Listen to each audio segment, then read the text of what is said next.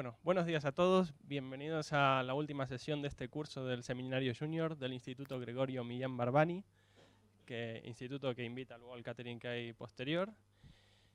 Y hoy, tuvimos un caso especial, no sé si leyeron el correo, que se les envió unos cuantos deberes para resolver algún tipo de ecuaciones diofánticas. Pero bueno, que hay alguna trampita por ahí, sobre todo la última, que es de la que nos va a hablar hoy Daniel. Hoy tenemos a Daniel Casazza, que nos va a hablar sobre teoría de números, curvas elípticas y último teorema de Fermat. Me salté toda la presentación, pero bueno. No, da igual. Muchas gracias para la invitación. Muchas gracias. Y bueno, entonces, muchas gracias por la invitación primero. Y bueno, me invitó de hecho Juan, lo conocía al BIMAT, no sé quién estaba presente en este congreso de hace un par de semanas en el ICEMAT, y me dijo, bueno, alguien falló, tenía que haber un speaker y no pudo, y entonces me dijo, si puedes, si quieres, y esa es la razón por la cual estoy aquí. Y de hecho, bueno, yo trabajo con curvas elípticas, no en estas cosas exactamente, pero como le propuse algunos títulos a Juan, me dice, bueno, el último teorema de Fermat, bonito, interesante. Todos lo conocen, imagino. ¿Quién no conoce el último teorema de Fermat? ¿Quién no conoce? ¿En serio?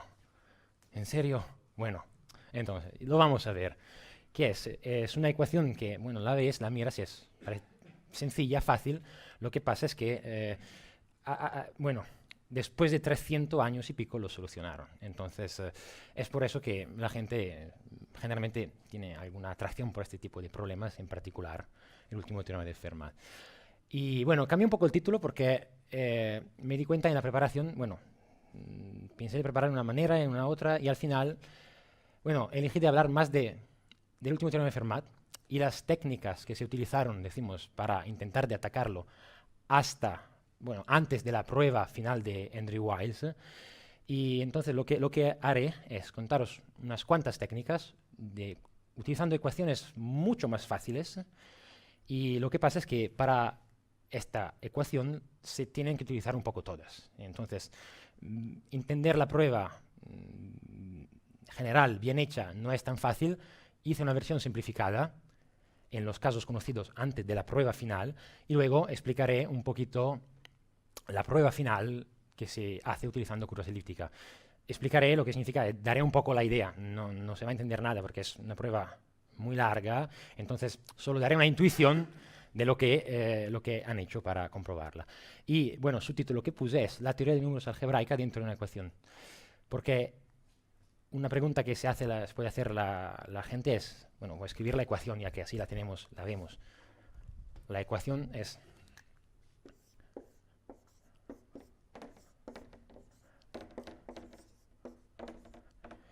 en plan, por n igual a 2 es la ecuación del teorema de Pitágoras, nada especial. Por n igual a 1 tampoco intenta, es tonta. Y el problema es que por n mayor de 2, Fermat había dicho, bueno, no hay solución.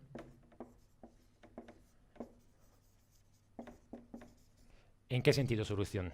Solución es entera. Y bueno, la gente podría opinar, bueno, si este es igual a 0 y estos dos son iguales, hay solución. Este tipo de solución se llama solución trivial. Así que no hay solución entera no trivial. O sea, por el teorema de Pitágoras hay números enteros como 3, 4 y 5 que satisfacen la ecuación de teorema de Pitágoras. Aquí no existen triplas de números x, y z enteros que satisfacen esta ecuación cuando n es mayor de 2. Y bueno, ¿por qué estamos interesados en solucionar este tipo de problemas en enteros? Bueno, no sé por qué empezaron así, pero los griegos, por ejemplo, no tenían un concepto, no estaban muy felices con los números reales. Para ellos los números eran racionales o enteros, más o menos. Entonces, cuando Fermat, que no era un matemático, lo hacía por pasión, por gusto, como si fuera un sudoku, le gustaban este tipo de ecuaciones y poco a poco la gente se dio cuenta que hay relación entre este tipo de ecuaciones y lo que hoy se llama teoría de números algebraica, que es estudio de estructuras algebraicas particulares y creo que mucha de esta teoría de números algebraica que tenemos hoy se desarrolló por intentar de solucionar esta ecuación. Entonces, es por eso que, bueno, por lo menos para mí, esta ecuación y otras de este estilo son muy interesantes. Pero, vamos, entonces, como me explicaron que aquí no hay solo matemáticos que participan en ingeniero y gente que no es dicho que tenga un background de cosas de álgebra, intenté de tener lo más básico posible, pero hay parte un poco técnica. Así que si tenéis preguntas, queréis interrumpirme o lo que sea, podéis en cualquier momento. Pero para empezar de forma muy básica y sencilla, hay una slide para ver que hablamos el mismo idioma. Entonces, un poco de notación clásica, los números naturales, todos los conocemos, y utilizaré esta notación. Si queremos poner el 0, añadiré un 0 aquí por debajo. Y los números enteros, relativos, todos los conocemos, más o menos 1, 2, 3, 4, lo que sea. Y los racionales, los reales, y sabemos todos que las raíces de este estilo, por ejemplo, y pi y e son números irracionales, y los complejos. Estos son los conjuntos que más o menos todas las personas que utilizan la matemática conocen. Y bueno, R y C y Q tienen una estructura de cuerpo, o sea, dos operaciones, suma y multiplicación, por la cual podemos invertir casi todos los elementos. Bueno, por la multiplicación no podemos invertir el 0, por supuesto. Esta estructura se llaman cuerpos, y como los enteros, donde no podemos de verdad invertir los números por respecto de la multiplicación, se llaman anillos. Y las estructuras que nos interesarán serán sobre todo estas de cuerpos y de anillos. La teoría de números algebraica estudia estas cosas. ¿Y cómo pasamos de uno al otro? Bueno, añadimos raíces de polinomios que no podemos solucionar. Aquí añadimos raíces de polinomio muy sencillo, como por ejemplo puede ser x igual a menos 1. No existe. ¿Cuál es la solución? No existe aquí dentro. La añadimos, ponemos menos 1, menos 2 y tal. Aquí añadimos soluciones de ecuaciones de estilo ax igual a b. Aquí añadimos, bueno, muchas raíces, muchas soluciones de ecuaciones, y otras que, como pi e, no son soluciones de ecuaciones de polinomios a coeficientes racionales, pero no sirven para encontrar soluciones de ecuaciones en buena generalidad. Lo que pasa es que cuando hacemos ecuaciones diferenciales, por ejemplo, los reales no son suficientes. Entonces, lo que hacemos es añadimos algo y llegamos con la raíz de menos 1 a los números complejos. Entonces, la técnica esta de añadir raíces de polinomios o de ecuaciones se hace desde siempre. ¿Por qué? Porque a veces es difícil encontrar soluciones aquí dentro, hacemos una extensión de nuestro cuerpo, encontramos todas las soluciones y luego de estas que encontramos volvemos a mirar justo las que son reales, por ejemplo. Esto se hace con ecuaciones diferenciales. Y en teoría de números se hace un poco así. Pero somos un poco más raros, nos interesan cosas que están más o menos en los enteros y en los racionales. Entonces, sabemos que tenemos inclusiones de este estilo, entonces el diagrama básico que tenemos es este, pero por lo que vieron, entre Z y Q, o entre Q y R, hay muchas otras cosas, hay muchas otras estructuras que sirven para solucionar ecuaciones. Y bueno, mi motivación inicial es esta, las ecuaciones que se llaman ecuaciones diofánticas. Bueno, en la definición falta ecuación diofántica, pero una ecuación diofántica, ¿qué es? Es una ecuación de este estilo, que tiene coeficientes enteros o racionales, y yo busco de estas ecuaciones soluciones enteras o racionales. El primero que pensó en estas cosas es Diofanto de Alejandría, de lo cual se tiene traza, aunque hay gente antes de él que pensó en este tipo de ecuaciones. Y el primer groupie, decimos, de este tipo de problema fue Pierre de Fermat. Como veis, la calidad del selfie cambia según de la época.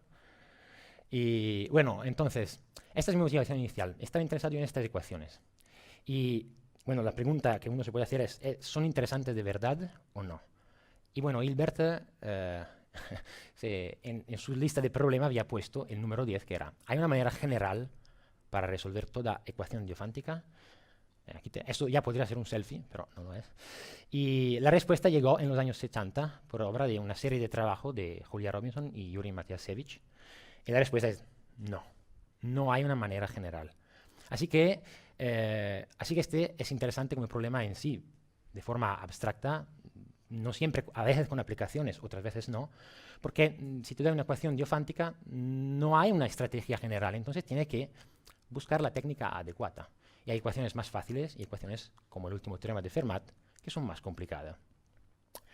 Y a ver, para hacer un ejemplo, por la gente que quizás miró la hoja, y es el ejemplo más fácil, que no tiene nada que ver con el último teorema de Fermat, pero da una idea de, en un caso muy sencillo y fácil, de lo que se puede hacer,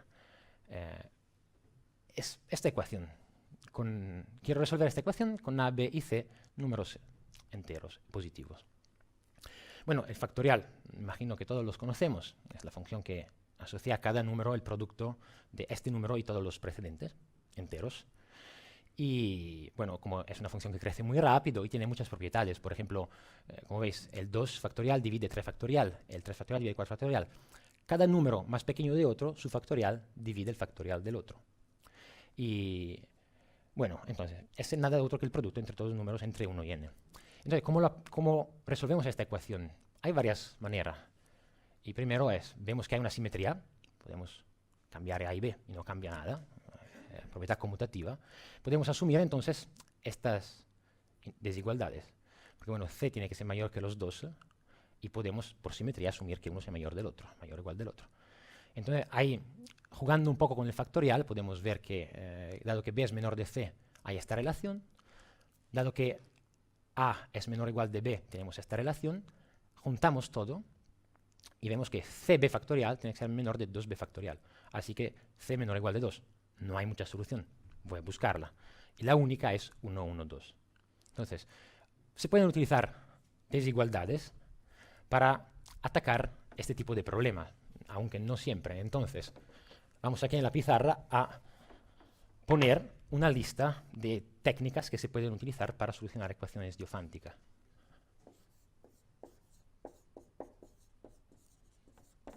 ¿Tenéis preguntas por ahora?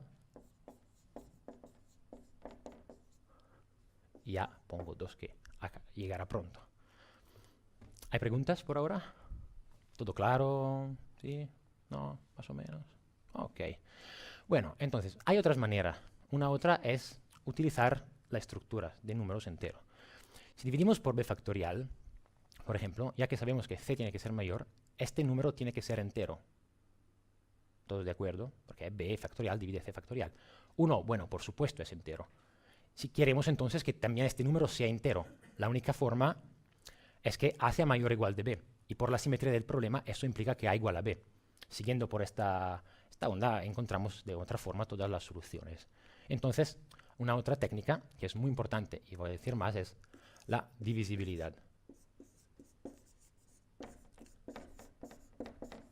Y ya estoy listo con el 3. Y bueno, se pueden adoptar técnicas parecidas para solucionar ecuaciones similares. Y quiero hablar un poco más de la divisibilidad, aunque intentaré de ir un poco rápido, entonces si hay problemas, manita, y voy a contestar a cualquier pregunta. Por ejemplo, tenemos esta ecuación y queremos solucionar la ecuación en números enteros. Bueno, esta ecuación en números racionales o reales no es complicada, simplemente en este caso podemos poner de un lado y bueno, como menos 1 no es una solución, y que es igual a menos 1 no es solución, dividimos y encontramos esta ecuación explícita. Cualquier número racional o real que ponemos aquí nos da un número racional o real. Pero si queremos solucionarla en enteros, bueno, este número y este son enteros. Para que sea una igualdad tenemos que verificar que este número es entero también, si no, no puede ser una igualdad. Bueno, este número puede ser entero si solo si x más 1 divide 2 el numerador. Así que no hay muchas opciones, más o menos 1 y más o menos 2, y esto nos permite de encontrar todas las soluciones. Entonces, de nuevo, la divisibilidad. La propiedad de divisibilidad de números enteros. En los números enteros, no todo número divide otro número. En los racionales, todos números distintos de 0 dividen el otro número. Aquí no. Entonces, es una propiedad muy fuerte en los números enteros. Y bueno, se puede utilizar por otras ecuaciones como esta. Bueno, no voy a saltar un poco los detalles, pero factorizando se puede encontrar esta equivalente a la primera. Y bueno, este producto tiene que ser igual a 1, pero cada uno de estos dos números es un número entero. Y no hay muchas opciones para que un producto sea 1.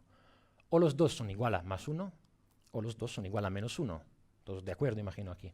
Bueno, y con los dos encontramos una solución 0, 0 y una solución raíz de 2. Así que la única entera es 0, 0. La divisibilidad es una propiedad muy fuerte que nos permite de llegar a soluciones de este tipo de ecuación. cuando no son demasiado difíciles, por lo menos. Y un otro ejemplo que va a ser útil para ver la prueba del teorema de Fermat es este, que es bastante sencillo. Pero si eso os surge en duda, eso es muy importante. Dado un primo y un entero positivo cualquiera, queremos encontrar soluciones de esta ecuación con MCD de los dos x e y igual a 1. O sea, no tienen que haber factor común. Bueno, entonces no hay muchas. P puede dividir x o puede dividir y, no los dos a la vez. Entonces, la única solución que tenemos es x igual a p elevado a k y y igual a 1, o la otra. Y luego podemos jugar con el signo. ¿Todos de acuerdo? Así que las únicas soluciones son estas. Más o menos 1 por x y más o menos pk por y, o más o menos pk por x y más o menos 1 por y. Los signos más, menos, menos. Ok.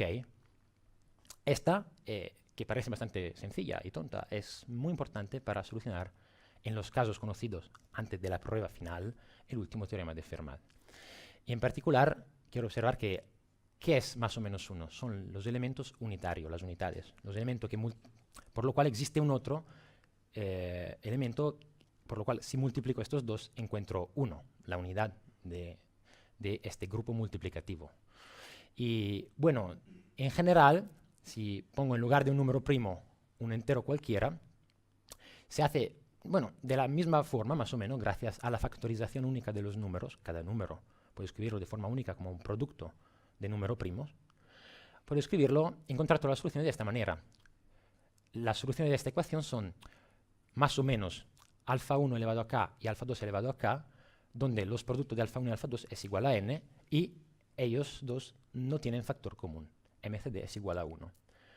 O sea, aquí hay más soluciones, no solo hay estas 4, hay otras, pero podemos escribirlas todas. Y si queréis, para tomar confianza, si no sois de acuerdo con todo lo que acabo de decir, podéis probar a hacer eso en algunos ejemplos concretos, como 36, 81, 900, y factorizar y ver las soluciones que hay. Y entonces, aquí hemos introducido al lado de la divisibilidad una otra propiedad muy importante de los números enteros, que es la factorización única.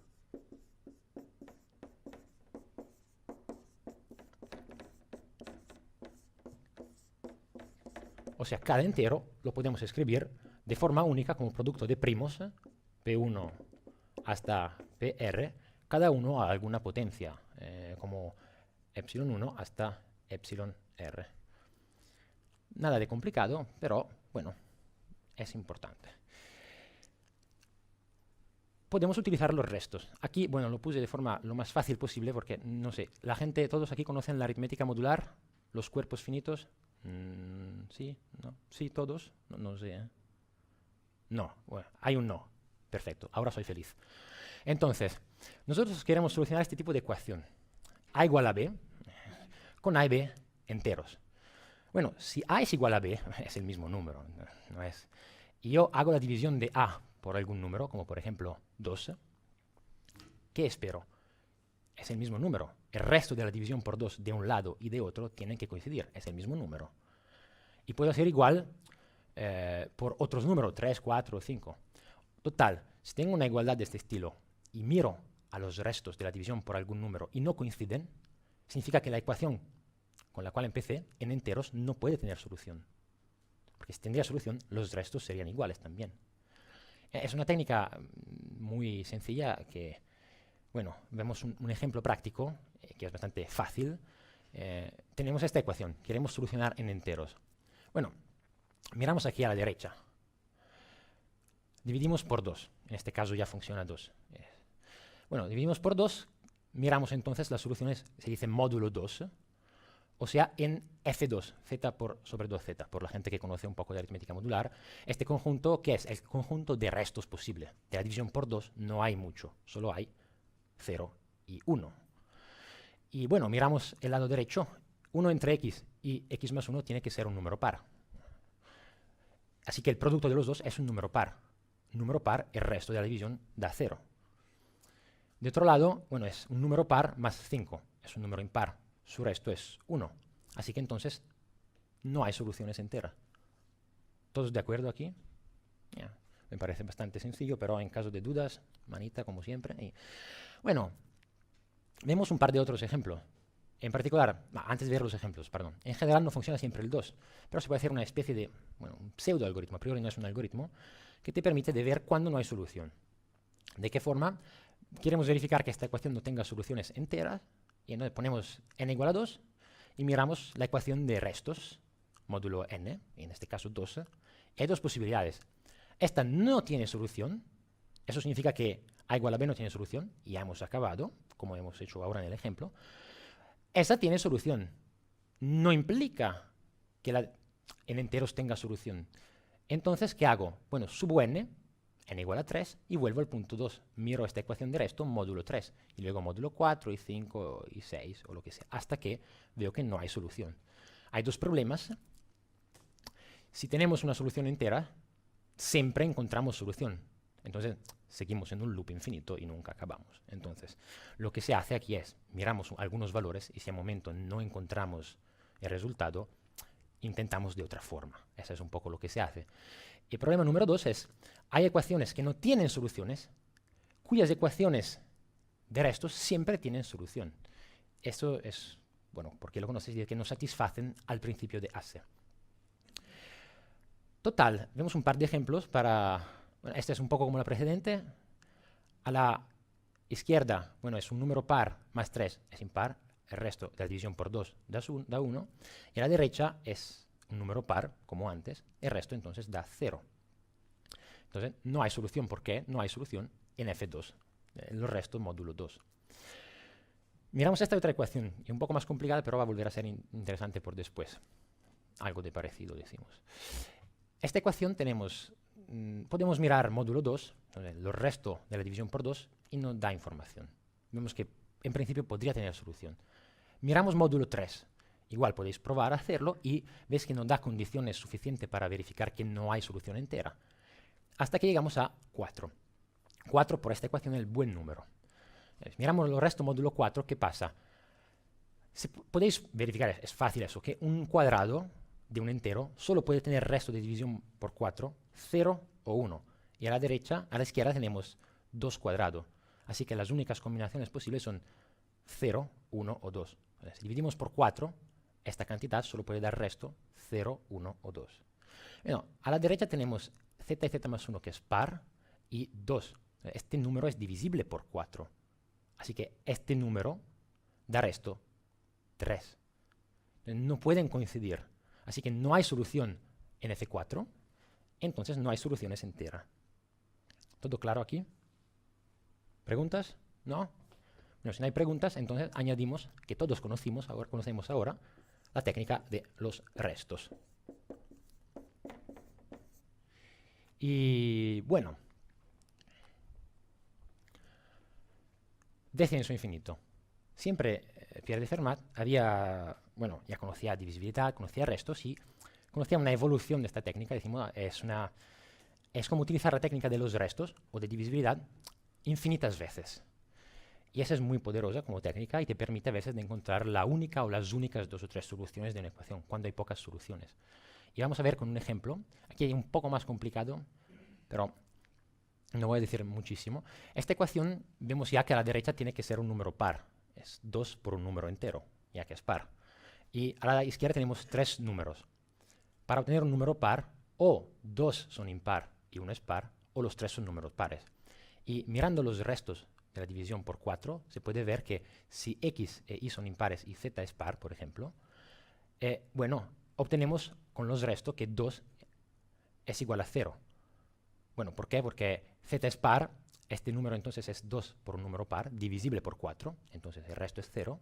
De otro lado tenemos un número par, y su resto es 0, y de otro, 2 números impares, y hemos dicho antes que solo puede ser 0 o 1 como resto. En este caso, como es impar, solo puede ser 1 el resto de esto, de la división de esto por 4 y de esto por 4. Así que estos dos sumados dan 2 como resto.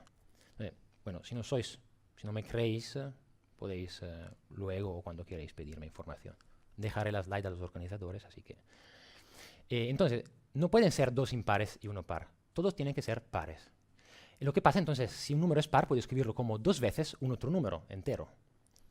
X es 2 veces un número entero, x1. Y es 2 veces un número entero, y1. Y z igual. sustituimos y encontramos esta nueva ecuación, que es más o menos como la anterior. Razonando de la misma forma, vemos que también x1 tiene que ser un número par y y1 y z1 tienen que ser pares. Así que encontramos una sucesión. 2 entonces divide x, también 4 divide x, también 2 elevado a n divide x por cada n. Pero ¿cuál número es divisible por 2 elevado a n por cada n? El único número es...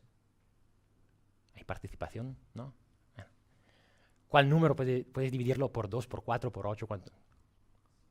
0. El único número es 0. Y así vemos que la única solución es 0, 0, 0. Esta técnica es bastante clásica y hay evoluciones más algebraicas de esta técnica que se pueden utilizar por muchos problemas. Y entonces, bueno, añadimos descenso infinito y imagino que aquí ya alguien tendrá más dudas, pero ninguno querrá preguntar ahora, imagino, no.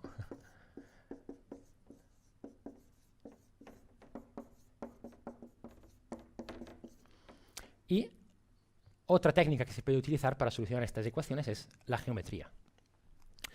La geometría, y este ejemplo lo voy a hacer, bueno, quizás ya lo habéis visto, es la ecuación del teorema de Pitágoras. Entonces, queremos encontrar todas las soluciones enteras. ¿Eso qué serían entonces las soluciones enteras de esa ecuación? Nos definirían triángulos cuyos lados son enteros y que sean rectángulos.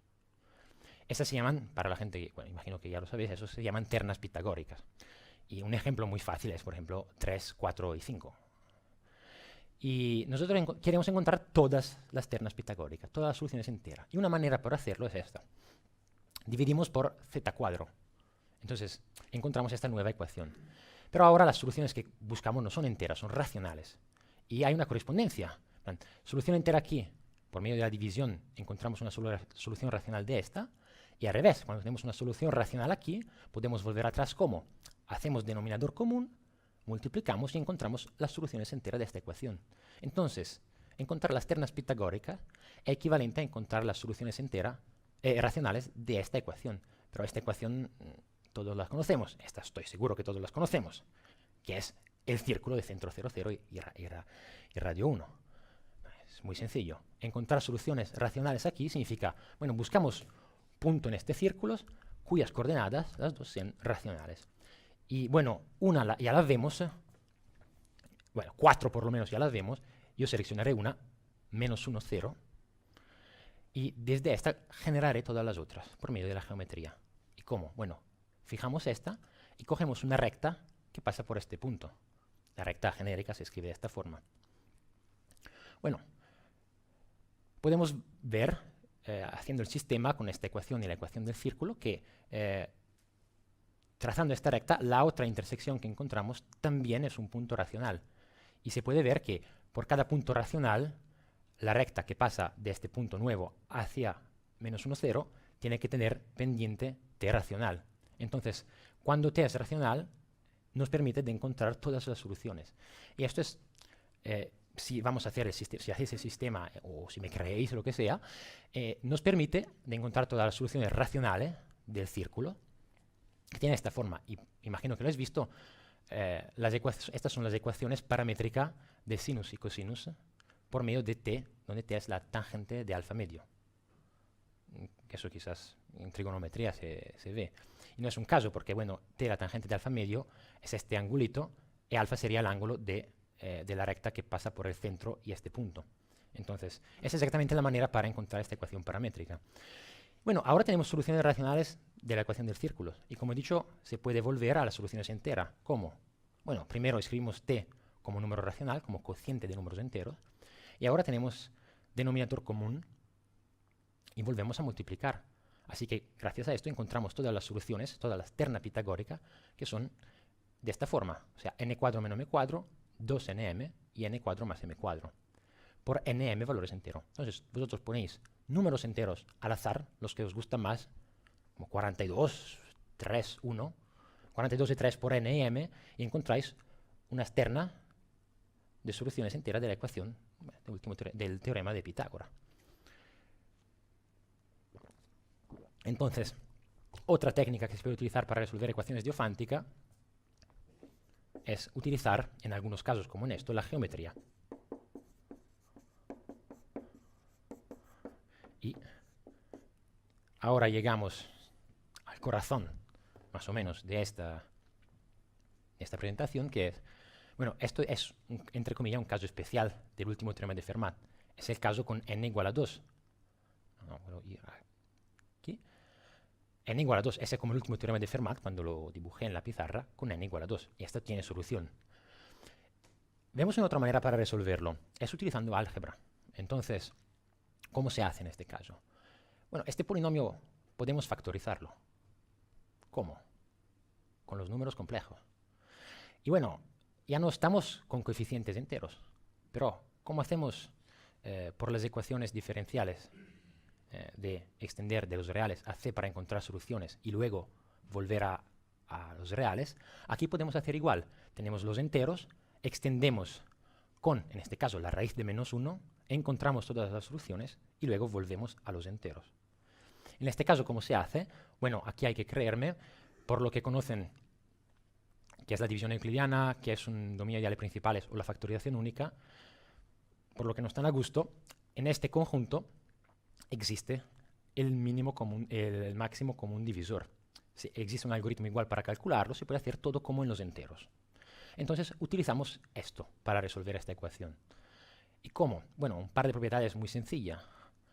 El máximo común divisor de dos números, bueno, divide A, el primer número, divide B, el segundo número, entonces divide también B menos A más B, todas las combinaciones lineares con coeficiente de entero. Y aquí todos de acuerdo. Eso es muy sencillo. No hace falta mucho más. Hace falta estas propiedades y creerme que el MCD tiene sentido aquí dentro, en este conjunto, en este anillo. Y entonces tenemos esta factorización. Podemos asumir que el máximo común divisor de x e y sea 1, porque si no es 1, es algún factor y podemos dividir todos x, y z por este factor y encontrar una solución más pequeña. Asumimos que sea 1 entonces. Y bueno, z tiene que ser en par entonces. Si fuera par, por lo que hemos visto antes de congruencia módulo 4, también x y también y tendrían que ser pares. Entonces sería una contradicción con MCD igual a 1. Intentamos de solucionarlo de esta forma. ¿Cómo se hace? Bueno, tenemos la factorización con a y a bar, x más y y su complejo conjugado. Y entonces calculamos el MCD de estos dos números. Bueno, el MCD tiene que dividir, como hemos dicho antes, la suma de los dos números, que es 2x, y la diferencia de los dos números también, que es 2y. Entonces, el MCD de esto divide a la vez 2x y 2y. Entonces, tiene que dividir, ¿quién? Bueno, el MCD de 2x y 2y. Pero con la hipótesis que tenemos que MCD x e y sea 1, este MCD tiene que ser igual a 2. Entonces, el MCD de A y A bar tiene que dividir 2. No puede ser muchas cosas. Si fuera 2, bueno, Z es el producto de A y A bar. Si fuera MCD igual a 2, Z sería par. Contradicción con Z impar. Entonces, la única opción es que el MCD de los dos números es 1. ¿Aquí todo claro para todos? ¿Sí? Muy bien. Entonces, tenemos una ecuación de esta forma. A y A bar, bueno, un producto de dos números igual a un cuadrado. Y bueno, el MCD igual a 1. Hemos visto antes esta ecuación. Porque ya lo he dicho esto. Bueno, tenemos esta ecuación con A y A bar coprimos. Y esto es un cuadrado. Entonces, por lo que he dicho antes, tiene que ser A un cuadrado y en consecuencia su complejo conjugado también un cuadrado del complejo conjugado. Bueno, entonces A es x más y. Y u, este número, otro número, es un número aquí dentro. Puedo escribirlo como n más im, con n y m enteros. Bueno, escribimos esto explícitamente, encontramos esta ecuación, x más y igual a n cuadro menos m cuadro más i 2nm. Son dos números complejos y son iguales. ¿Qué significa? Bueno, que la parte real tiene que coincidir y la parte imaginaria tiene que coincidir. Así que x tiene que ser n cuadro menos m cuadro y tiene que ser 2nm. Si con la ecuación con la cual empezamos encontramos también z, vemos que entonces las soluciones de la ecuación del teorema de Pitágoras es, bueno, la que ya hemos visto antes con el método geométrico, pero las mismas soluciones las encontramos utilizando esta técnica más algebraica. ¿Aquí hay preguntas? Muy mal, porque lo que dice ahora no es totalmente correcto. ¿Por qué? Bueno, he dicho, bueno, tenemos este z cuadro igual a un producto de dos números, que son coprimos, entonces cada uno tiene que ser un cuadrado. Antes había dicho que sí tiene que ser un cuadrado, pero podría ser también menos u cuadro y menos u bar cuadro. El producto es igual. También podría ser y menos i delante. Puedo añadir unidades, elementos que son uno el inverso del otro. O esto. Entonces, en general, las soluciones son de esta forma. Cada elemento que está aquí dentro, una unidad, algún elemento que tiene inverso, me da una solución. Pero si vais a buscar, si vais a hacer ejercicios y vais a mirar estas otras ecuaciones, solo os darían un cambio de variable entre x e y, alguna simetría. Las soluciones serían la misma. Y en particular en este caso, estas son todas las posibilidades, porque las unidades aquí dentro solo son más o menos 1 y más o menos y. Entonces, ¿todo claro? Las unidades en z eran solo más o menos 1, aquí también tenemos más o menos y. La situación se complica un poquito, pero no mucho. Entonces, una otra técnica es mirar a extensiones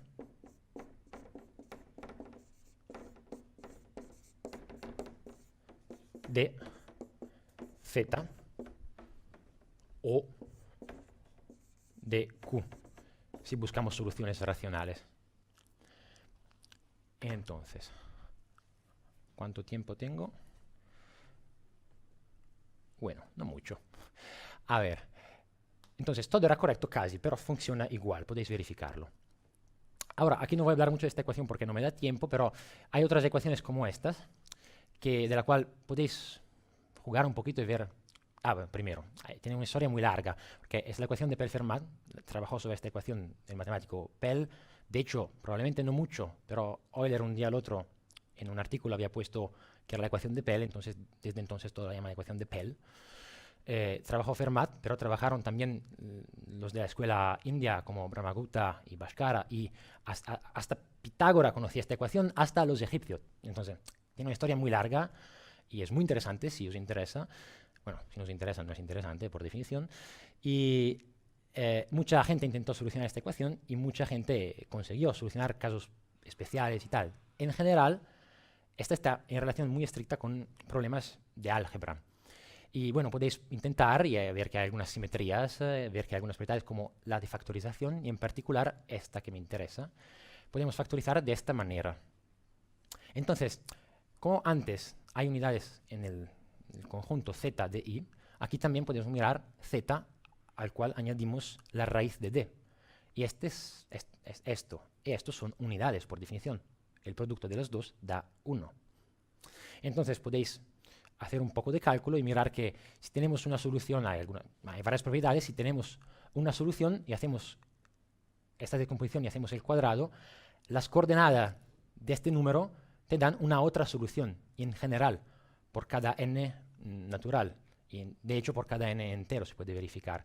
Haciendo esta operación encontramos infinitas soluciones. Y hay un teorema que nos dice, bueno, cuando x e y es la solución entera mayor estricto de 1, más pequeña posible, todas las otras la podemos encontrar por medio de esta operación mágica. Y este es el caso con d natural, con entero positivo. Entonces hay infinitas soluciones. El problema es encontrar la solución más pequeña, que se llama unidad fundamental. Si queréis hacerlo, podéis intentar demostrar el teorema, no es difícil, es un principio de inducción, se hace más o menos, y ver los casos más fáciles. Y bueno, esto está en relación con las unidades de este cuerpo. O sea, añadimos ahora, o en Q, o si preferís en Z, mejor quizás, añadimos una raíz. Antes hemos añadido igual, y es la raíz de menos 1. Y en general se puede hacer por otras ecuaciones, añadir raíces para encontrar soluciones de ecuaciones de este estilo. Y esto es igual, en este caso, a esta ecuación, a estudiar las unidades de esta estructura, de este anillo, de este conjunto. En particular, bueno, más o menos, hay un par de detalles más, pero... Y hay un teorema que te dice siempre qué son las unidades de este conjunto. En particular, con d igual a menos 1, es lo que hemos visto antes, solo hay más o menos 1 y más o menos i.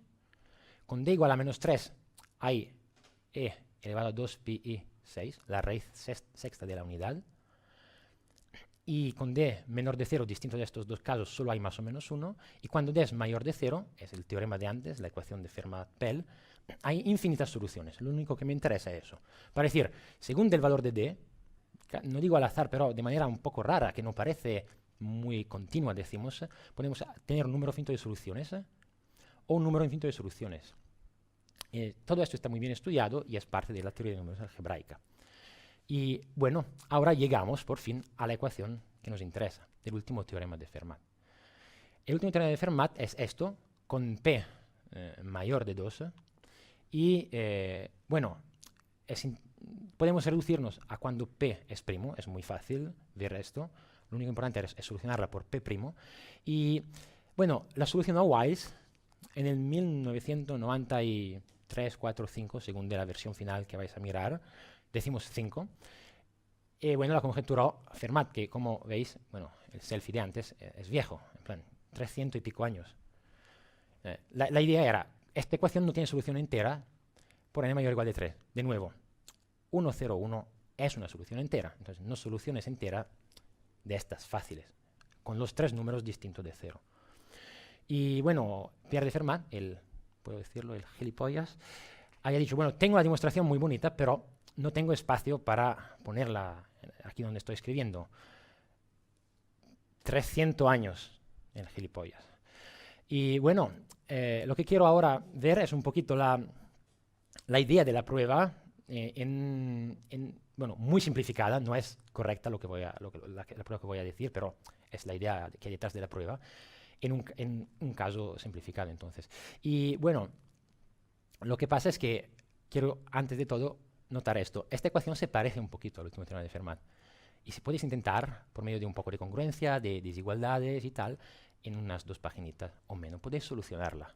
Esta ecuación en unas 200 paginitas quizás. Pero bueno, en unas 200 paginitas, después de ya conocer muchas cosas, no es fácil. Entonces, veis, la diferencia de una ecuación diofántica a la otra puede ser muy pequeña o parecer muy pequeña, pero cambiar totalmente la estructura de las soluciones y la dificultad. Entonces, este teorema, 2 paginitas y 300 años. Es casual. En plan, Ahora, la idea básica para solucionarla es un poco lo que hemos visto para las ternas pitagóricas, para el método algebraico. ¿Por qué? Se puede verificar que el método geométrico, si lo aplicas, no funciona, porque el círculo es una curva de género 0, para lo que tienen confianza con eso. Si miras el círculo en los números complejos, tiene género 0, no tiene huecos, decimos. Cuando P es más grande que 2, ya no es así fácil. Entonces, la técnica de la línea no funciona. Entonces, se puede utilizar álgebra por eso, por ejemplo. Y es un poco lo que hemos visto antes, un poco más complicado. Supongamos que sean coprimos y cogemos una raíz pésima de la unidad. Y podemos factorizar esta expresión, porque P es impar. De esta forma, un poco como antes, pero es un chichinín más complicado. Bueno, lo que pasa es que aquí tenemos P factores y lo que hacemos es, bueno, considerar la estructura de este anillo, de este conjunto, de estos números. Bueno, lo que pasa es que si I es distinto de J, 2 factores de esta descomposición son coprimos. Se puede verificar. ¿Cómo? Bueno, es un poquito más complicado, pero es como hemos hecho antes. El MCD de 2 números tiene que dividir la suma de los dos, la diferencia de los dos, y se simplifica hasta que se llega a verificar que tiene que ser 1. Entonces, bueno, por lo que hemos visto antes, tenemos una descomposición de producto igual a una potencia pésima. Tanto que son coprimos, cada uno de estos tiene que ser una potencia pésima. Eso es, decimos, la base para solucionarlo. Desde aquí, la idea es, encontramos una contradicción. Bueno, la contradicción aquí no sé si todo va a entender, espero que sí. Si hay problemas, podéis preguntar. Por favor, preguntáis algo. Y bueno, hay una observación, los que son familiares. Módulo P, la potencia de x más y, es simplemente xp más ip.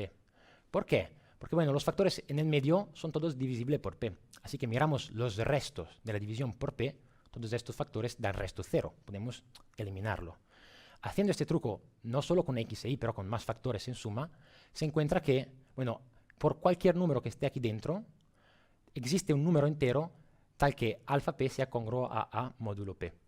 ¿Por qué? Bueno, porque simplemente cualquier número alfa es de esta forma, haciendo potencia pésima, bueno, significaría hacer la potencia pésima de cada uno de estos factores, módulo p, y z elevado a p es igual a 1. Entonces, bueno, hay que convenceros un poco, podéis intentar, es fácil, pero podéis creerme si no. Entonces, existe un número entero que es congruo módulo p a alfa elevado a p. O sea, alfa elevado a p y a tienen el mismo resto en la división módulo p, en la división por p. Bueno, por esta razón miramos dos ecuaciones en particular de antes de este sistema, porque estas son p ecuaciones. Miramos justo dos, son suficientes. Miramos estas dos y bueno, lo que pasa es que alfa p es congruo a módulo p, o sea, tiene el mismo resto de la división. Su complejo conjugado también, porque z es entero y su complejo conjugado es sí mismo. Así que los dos son iguales módulo p. El resto de la división de los dos tiene que ser igual. Simplificamos y encontramos esta igualdad. Bueno, ahora esta es la igualdad que nos permitirá encontrar la contradicción. ¿Cómo? Bueno, esto no funciona más el point. Sí, este congruo a 0 módulo p significa que el resto de la división de este numerito es el mismo de 0. Bueno, el resto de 0 es 0. O sea, p divide este numerito. Pero esta es una unidad. Es como decir más o menos 1. Un número primo no puede dividir más o menos 1. Aquí es igual. Esa unidad p no puede dividir este número. Entonces tendrá que dividir los otros dos. Pero se puede verificar que p no puede dividir ninguno de estos factores. Es al revés. Cada uno de estos factores divide de forma propia p. Así que p no divide este factor entre medio. Y, bueno, la hipótesis que he puesto para simplificar, pero se puede ver en el otro caso también, p no divide i. Es una simplificación que hice, pero se puede verificar en el caso más general que funciona todo esto. P no puede dividir i. Entonces, p no puede dividir este número. Entonces, tenemos un absurdo. ¿Es más o menos claro para todos? Hemos supuesto de tener una solución y hemos llegado a un absurdo. Y la prueba es correcta. Bueno, hay un par de problemitos. No siempre tenemos factorización única. Es muy importante. No tenemos una descomposición de números allí dentro, en este conjunto, de forma única en números primos, en algún sentido. Entonces, esta prueba solo funciona cuando tenemos esta factorización única, a priori. Y luego hemos dicho antes que no es verdad que tenemos esta ecuación, sino tenemos esta ecuación a menos de algunas unidades. Como antes, en el caso que hemos visto, era más o menos 1, más o menos sí, estas cosas. Aquí puede ser mucho más complicado y en general hay infinitas unidades. ¿Cómo lo tratamos? Bueno, calma, ya alguien lo ha hecho. En plan, esta estructura algebraica tiene siempre factorización única de ideales, que significa más o menos podemos hacer lo que hemos hecho hasta ahora. Es como una factorización única un poco más general. Entonces, lo que hemos hecho no es totalmente tonto, funciona. Y además, se puede hacer un estudio detallado de las unidades. Se pueden clasificar todas, entonces llegar a la solución de la misma forma. Y ese fue el trabajo hecho para Kummer. Porque he dicho, entre Fermat y Andrew Wiles, la prueba final de este teorema, 300 años pasaron. Y este matemático básicamente dedicó su vida a intentar de comprobar este teorema. Y desarrolló entonces toda una teoría que te explica cómo se comportan estas extensiones de anillos, de la estructura de estos conjuntos, básicamente. Y el teorema de Kummer era que el teorema de Fermat, el último teorema de Fermat, es correcto cada vez que p no divide este numerito. ¿Qué es este numerito? No lo voy a decir, ya que la definición es complicada, pero cuando este es igual a 1, este es igual a 1 es equivalente a decir que este conjunto tiene factorización única. Entonces, cuando este es igual a 1, este conjunto es un poco como el conjunto de los números enteros. Y cuando p no divide este número, aunque este número no sea igual a 1, la factorización que tenemos, que hemos visto para comprobar el teorema, es única en algún sentido. En los otros casos, que p divida este factor, no se sabía hacer nada. Y de hecho hay infinitos casos que están fuera de este teorema, pero hay también infinitos que, bueno, sí, creo que aún es una conjetura abierta, pero creo que sí, hay infinitos casos por los cuales p no divide. Entonces, este Kummer había encontrado una teoría general, por primero, para poder atacar este problema y que daba la prueba en un número infinito de casos. Lo que pasa es que no era suficiente.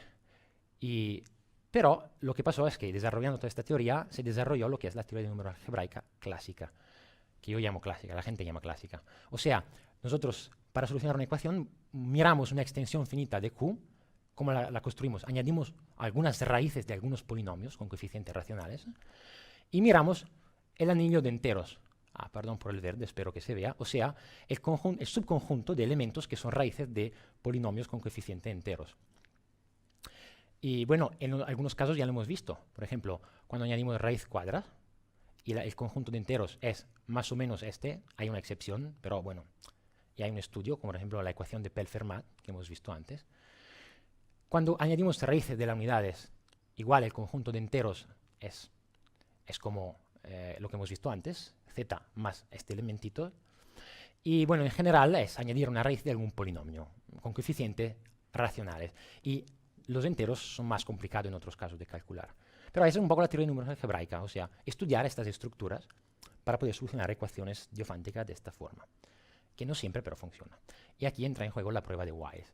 Y aquí entran en juego las curvas elípticas, y es por eso que puse curvas elípticas al final del título, en lugar del principio, como había hecho de forma oficial. Bueno, la prueba de Wise no puedo decir, no se puede simplificar como hice por la de Kummer, de forma que sea sencilla en 2 o 3 slides. No, es un horror puro. En plan, es muy bonito por la teoría general que lleva y por las direcciones de investigación que ha abierto y todo. Y hay mucha gente que trabaja en estas direcciones ahora. Yo estoy incluido en este grupo de personas. Entonces lo que hago no es explicar la prueba de verdad, explicar un poco la idea detrás de la prueba, de la forma más fácil, sencilla y posible. Espero que se entienda por lo menos la idea aquí. Lo que ha hecho Wise, es poner la última piedra de una serie de trabajos y de ideas de otras personas también. Una piedra enorme, un trabajo impresionante, pero la última piedra. Entonces muchas cosas que voy a decir no la ha hecho Wise en primero, la hicieron otras personas y él, la última piedra, enorme. Entonces, la idea era, supongamos que exista una solución ABC de esta ecuación. Lo que podemos hacer es construir una curva a partir de esta solución. Esta curva, que es una curva elíptica. Por los que conocen la curva elíptica, muy bien. Por los que no conocen curva elíptica, esta es una curva elíptica. Más o menos son así. Y bueno, lo que pasa es que Wiles ha dicho, bueno, por mi fantástico teorema, esta curva elíptica tiene propiedades absurdas.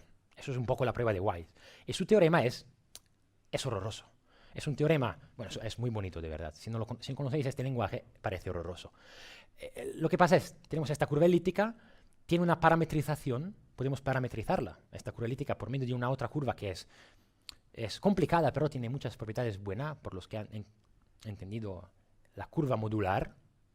Es un cociente del semiplano de Poincaré, del plano hiperbólico.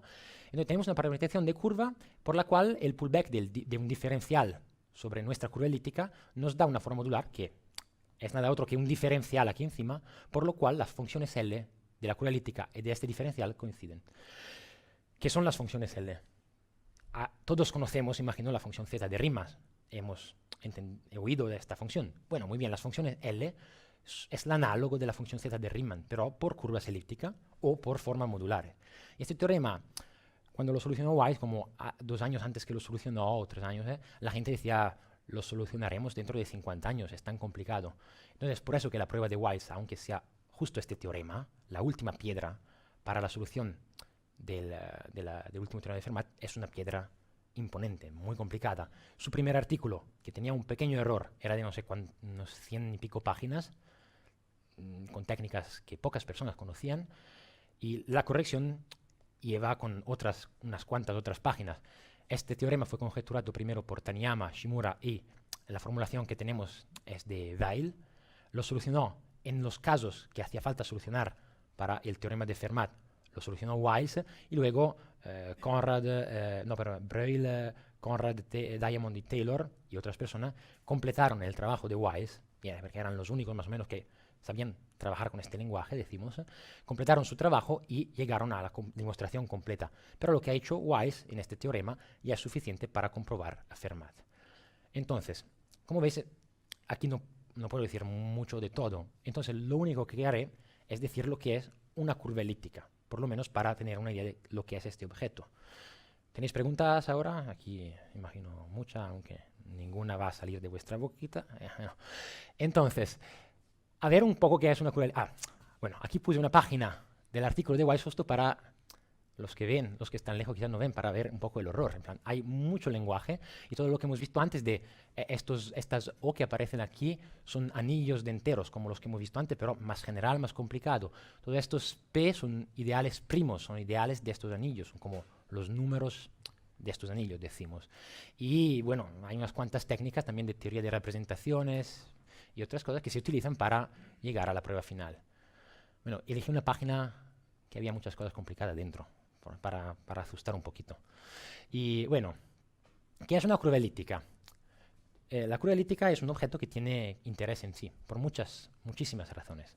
Una curva elíptica es una ecuación, bueno, sobre Q, una curva elíptica es una ecuación de este tipo, decimos, con esta propiedad. Esta propiedad te asegura que no sea singular, y de hecho, el interés de muchas personas es, como esta es una ecuación, podemos verla como ecuación diofántica, es buscar todas las soluciones por un cuerpo. O sea, tenemos los reales, los racionales, los complejos, cuerpos de números, o sea, extensiones de Q, y queremos buscar todas las soluciones que están ahí dentro, con coordenadas en este cuerpo.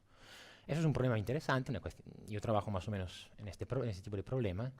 Y bueno, hay casos ya conocidos desde mucho tiempo, como, bueno, primero, también nuestro amigo Pierre jugó con esta ecuación y hay algunos resultados parciales en soluciones en enteros. O sea, por ejemplo, esta ecuación no tiene soluciones enteras y se puede verificar utilizando congruencias, si queréis. Esta de Fermat tiene solo dos soluciones y se puede verificar como hemos hecho antes, factorizando esta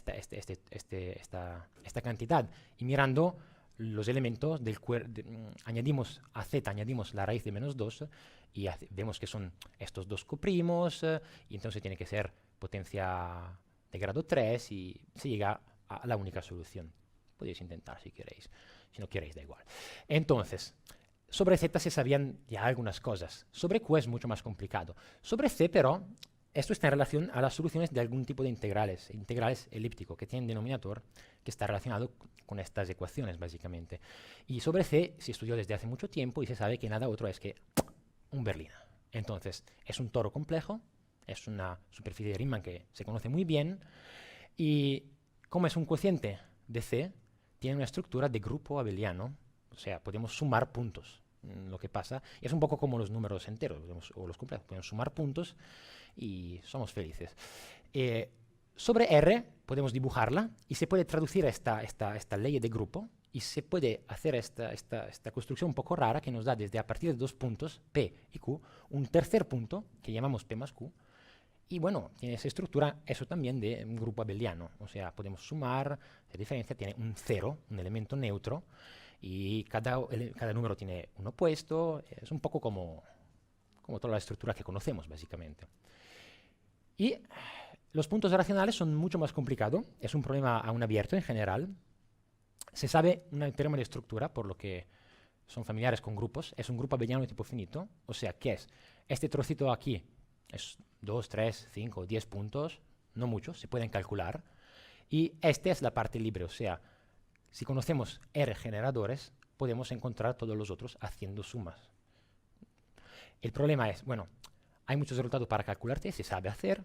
No se sabe calcular la parte libre, este ZR, y en particular no se sabe calcular R, y es un problema abierto. Los puntos sobre FP, o sea, miramos nuestra ecuación con la cual hemos empezado y verificamos las soluciones de resto de la división por P, con P un número primo cualquiera. Y bueno, entonces, el número finito de resto tenemos un número finito de soluciones y podemos dibujarlas todas de esta manera, y esto también tiene una estructura de grupo abeliano finito, porque bueno, hay un número finito de puntos aquí, podemos sumarlos, hacer diferencia y tal. Y este tipo de objetos es lo que se utiliza, por ejemplo, en criptografía. Vuestro WhatsApp utiliza un sistema de criptografía basado sobre curvas elípticas módulo P. Y en particular, no la puse porque no me recuerde simplemente, pero hay una curva elíptica específica, que es la curva elíptica de WhatsApp. Hay una curva elíptica específica que es la que utilizan para el sistema de criptografía, por ejemplo, de los Bitcoin o de traslado de dinero, cuando hay traslado de dinero internacional y cosas así. Ahora casi todo se utiliza casi todos los sistemas criptográficos para enviar mensajes seguros utilizan sistemas de criptografía basados sobre curvas elípticas, porque son más rápidos de los sistemas clásicos y muy eficaces.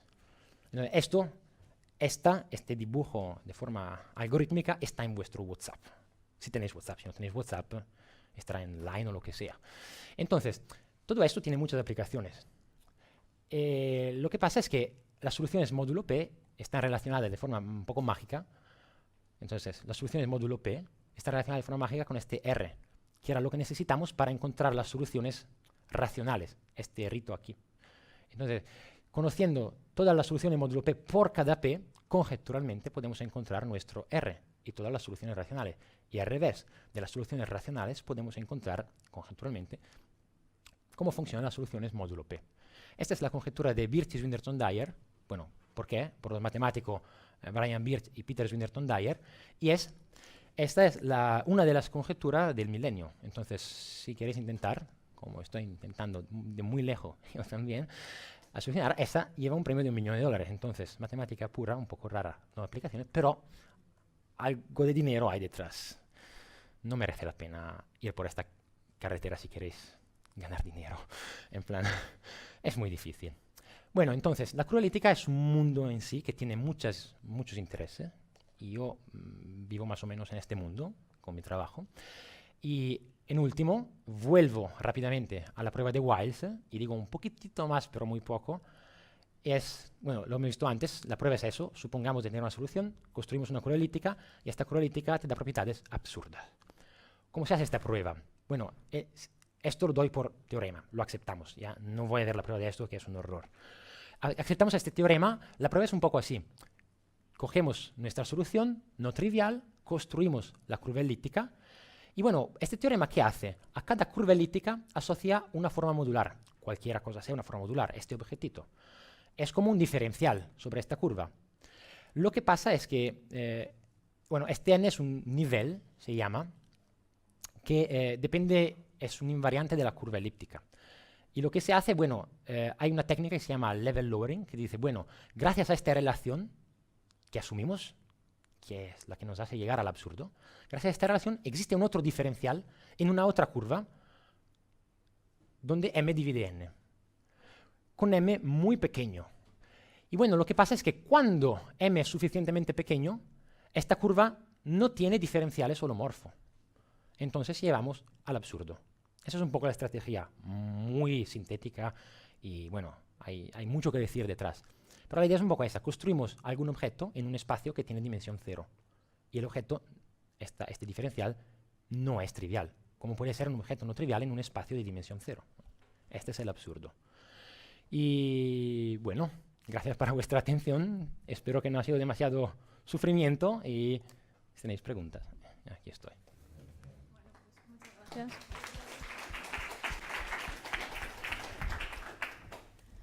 No sé si hay alguna pregunta. Ya hemos dado todos. Yo tenía un par de ellas. Siendo un teorema tan difícil de demostrar, con 200 páginas y con tan poca gente entendida en el campo, Hace 20 años. hace 20 años, para demostrar que estaba bien, supongo que se tardaría lo suyo también. En plan, sí, en plan, de hecho, bueno, a ver si está aquí la slide. Decimos estos, y no solo estos, había otras personas que entendían estas cosas, pero estos, y él es un estudiante de Wiles, de hecho. Cuando la prueba salió, pasaron tiempo a verificar. Y de hecho, la primera versión de la prueba de Wiles tenía un error. Un pequeño error, en plan, pequeño en términos, se podía corregir, pero Wiles tardó 2 años en corregirlo. Entonces, claro, ahora pasaron 20 años y hay mucha gente trabajando en este tipo de problemas de modularidad, se llaman, y hay otras generalizaciones, cosas más generales. Hay otras curvas de este estilo que tienen un problema de estilo Fermat asociado, y hay mucha gente trabajando en eso, entonces imagino que ahora la prueba sea correcta. Si no es correcta, es por un epsilon, en plan que se puede corregir, seguro. La idea detrás se sabe que es correcta, se verificó también experimentalmente, y bueno, espero de haber contestado a... Y luego una última pregunta va en relación a las curvas elípticas y la criptografía. Bueno, como lo sabía. Dime. ¿Cómo se relacionan? ¿Tú sabes describir la curva elíptica y podrías desencriptar un mensaje o...? No, lo que pasa es que, bueno, de eso no sé mucho, en plan, no me recuerdo mucho, pero lo que pasa es, lo que se hace es esto más o menos. No tiene que ver, no es obligatorio utilizar curvas elípticas, de hecho, aunque esto hace el problema más complicado, de hecho, entonces por eso que se utilizan. Lo que se tiene que utilizar es simplemente esto. Cuando tenemos un grupo, entonces por la gente que sabe que es un grupo muy bien, por la gente que no lo sabe, pensáis a Z, a C o lo que sea, entonces tenemos un grupo con una operación y cuando este grupo es cíclico, como Z por ejemplo, o sea, solo hace falta un elemento que llamaremos en amistad G para generar a todos los otros, o sea, todos los elementos de G podemos describirlo como G elevado a R por R entero. Ok. Si yo te doy un H, por supuesto, eso tiene que ser G elevado a R por algún R. Si yo solo te doy G y H,